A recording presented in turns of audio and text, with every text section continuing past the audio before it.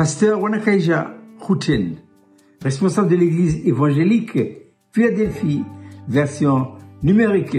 Une question. Comment devenir un homme spirituel? Il y a 3 points à considérer. Point numéro 1, il faut d'abord passer par la nouvelle naissance. Mais qu'est-ce que la nouvelle naissance? On appelle aussi la régénération.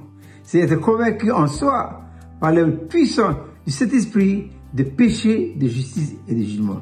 Une fois la conviction faite de cet esprit introduit en nous, une seconde vie.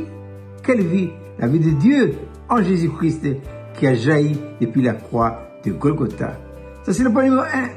Ensuite, point numéro 2. Il faut une œuvre profonde du Saint-Esprit et de la croix en nous pour expérimenter Hébreux 4:12. Mais c'est quoi Hébreux 4:12? C'est la séparation de l'esprit et de l'âme. Parce que dans le jardin d'Éden, l'ordre intérieur était respecté. L'esprit, l'âme et le corps. Mais par l'introduction du péché, eh bien, cet ordre intérieur est devenu un désordre. L'âme a pris une place, il ne doit pas lui revenir.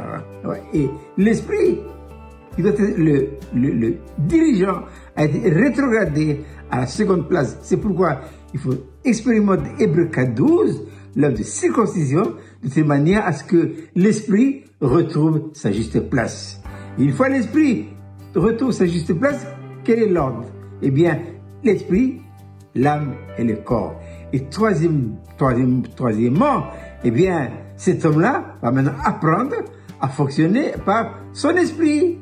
Et en faisant fonctionner son esprit, qui devient un homme spirituel. Mais il y a toute une série d'expériences à faire. Et ça, c'est pas pour un jour, ce sera pour tous les jours de notre vie.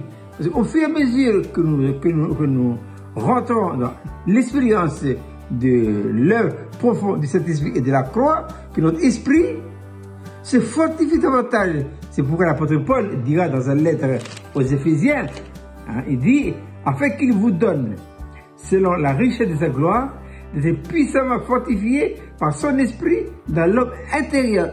Dorénavant, le Saint-Esprit habite dans notre esprit. Voilà. Et le rôle du Saint-Esprit, c'est d'inonder notre esprit. C'est pour l'apôtre Paul dira dans sa lettre aux Éphésiens, soyez remplis du Saint-Esprit. Et quand notre esprit est inondé, rempli du Saint-Esprit, que notre esprit devient de plus en plus fort. Et étant très fort, eh bien, notre esprit peut subjuguer, contrôler, dominer l'âme et le corps. Donc, pour répondre à la question, comment devenir un homme spirituel? 1. Nouvelle naissance. 2.